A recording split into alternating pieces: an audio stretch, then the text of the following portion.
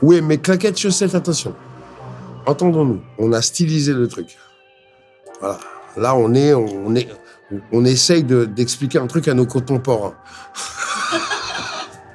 Kenavo, moi c'est Jojo, dit Joseph L'Étoile, du Star, pour GQ, Style History.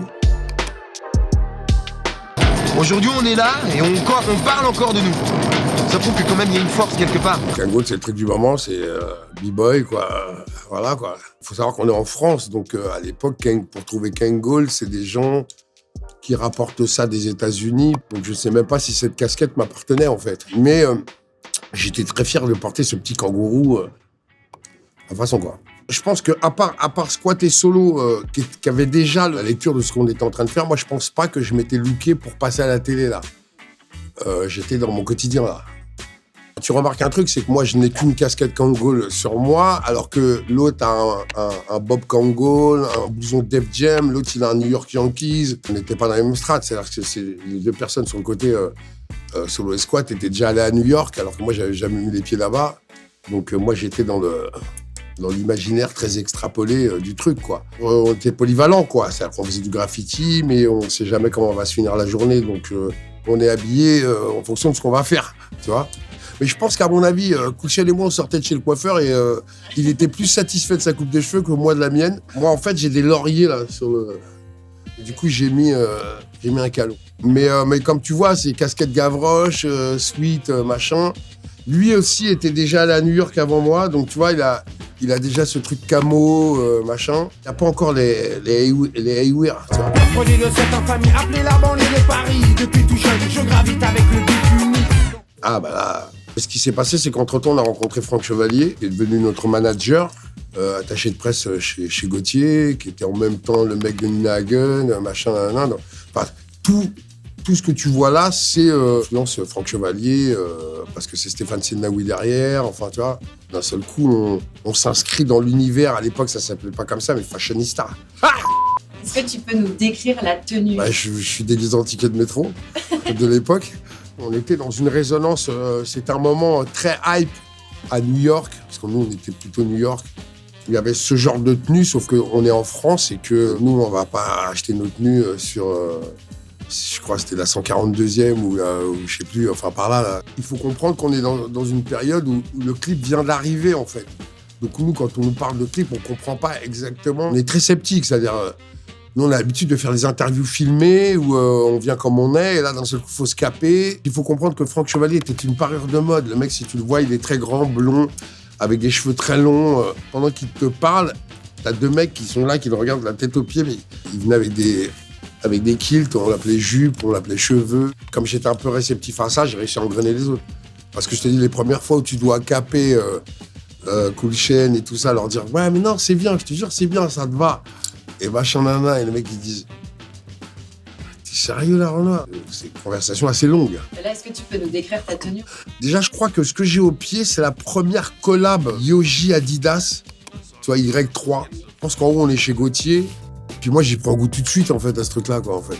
Moi, je traînais un peu avec Franck Chevalier, en fait, tu vois. Je traînais avec lui, avec la femme de Solo, d'Assassin, Gigi, qui était styliste. En fait, je faisais ses rendus de shopping, tout ça, tac, en vélo, machin. Donc, je voulais passer les fringues. Et puis parfois, on me faisait faire des photos, des machins, et puis je me regardais, je me disais, il est beau cet homme-là. Là, on est dans une période où on est très XXL, XXL, ma style est XXL, tu vois, genre. Et donc là, je reviens sur une tendance un peu, ouais, à l'époque, c'est ce que je disais, sportwear dandy. Alors là, il manque des lunettes, tu vois, parce que mon pote derrière, qui est DJ Spank, il a des lunettes, parce qu'on sent que je suis sur un retour de vol, là. Je suis à un moment de ma vie où je suis assez surpris que de vivre de mes écrits, que tout ce qui sort de ma bouche a une certaine résonance.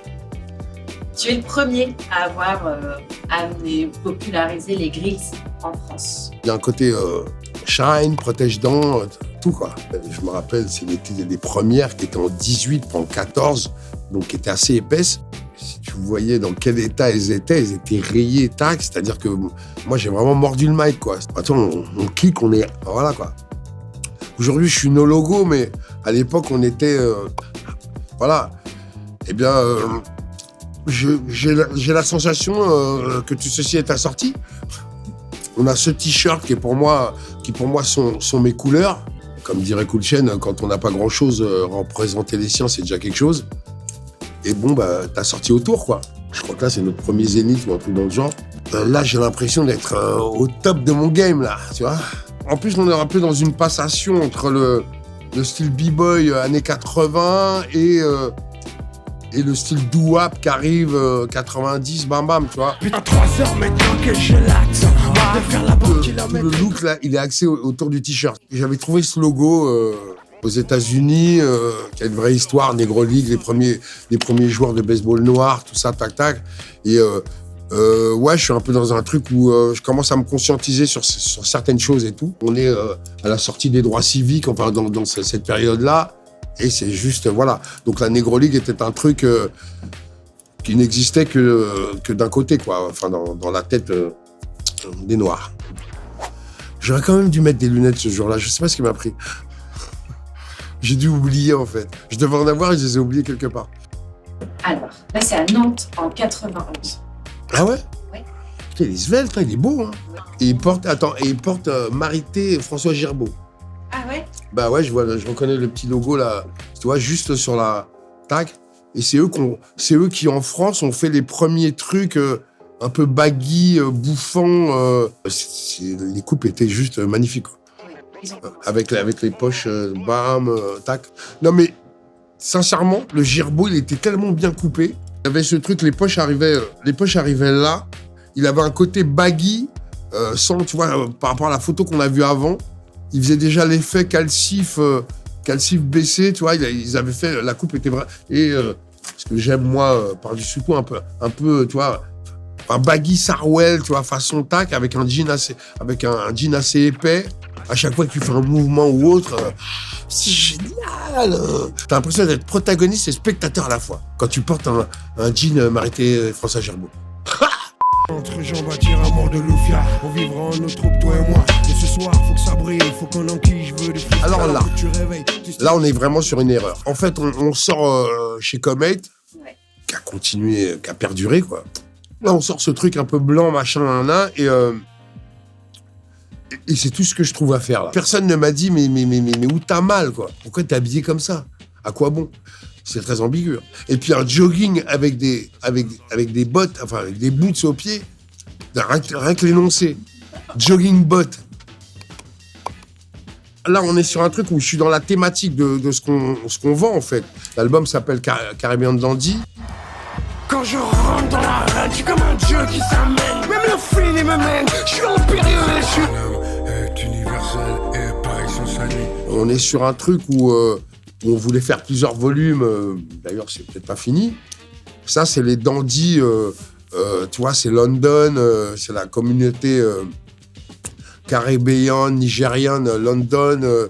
C'est un peu en résonance au style ce qu'on voit dans le film de Spike Lee, Malcolm X. Ça, c'est espèce de truc dandy, bam bam. Donc il y a un côté, il y a cette espèce de truc ilien, caribéen et africain, machin, mais mélange, enfin, qui n'appartient qu'à l'Angleterre, parce que là-bas, c'est autre chose. Mais voilà, là, on s'inscrit dans ce truc Woodboy façon 70, 60-70, voilà. Ah bah ouais. J'étais assez surpris que Monsieur Karl se rappelle de moi parce qu'on avait fait des photos ensemble. Et le mec est arrivé, bam bam, alors que je me dis qu'il a des kilomètres au compteur. Tu vois. C'était son défilé pour sa marque en propre en 2010. C'est possible. Ouais. En revanche, je me rappelle d'un truc, c'est que la veste que j'ai, parce que je l'ai toujours, je l'avais hier soir encore sur les épaules, c'est Saint-Laurent qui m'a offert ça. Waouh. C'est un trench en satin, non? Pardon? Un manteau, peut-être. Ceci est un trench en poulain de chez Saint-Laurent.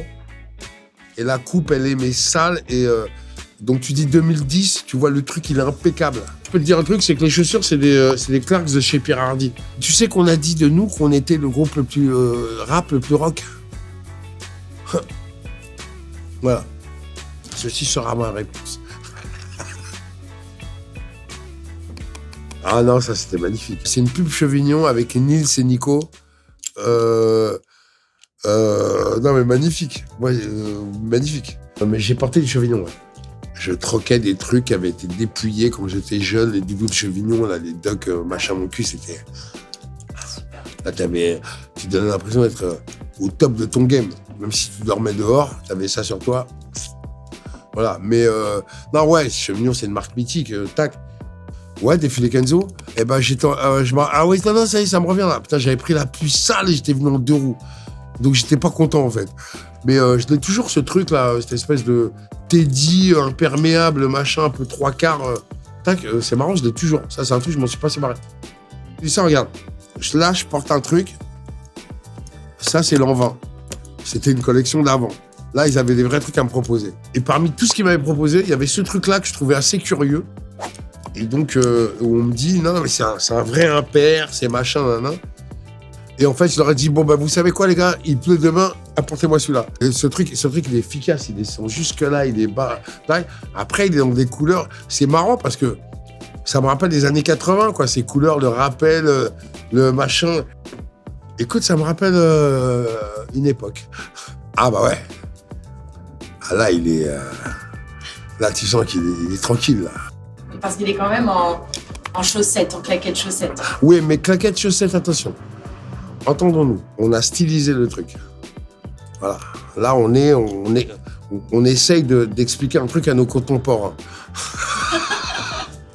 Non, mais Dries Van Noten, je crois qu'on est à Monaco, là. On est tac, à Monte-Carlo, ouais, machin. Il fait très chaud. Voilà, je suis dans mon jus.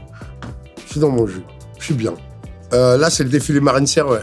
Je pratique la seconde main, je fais retailler des choses et tout, tac, et je trouve que là, pour le coup, là, on est bien, là. Elle est brillante, l'intention est juste raisonnée à mort. Quand tu t'inscris un peu comme ça dans des trucs de tendance, t'as ce goût pour le consumérisme pourri, tu vois, naze, machin, nanan, et je trouve que l'intention, elle est super bonne, quoi. Alors, je dis, OK, JQ, c'était Joey Star.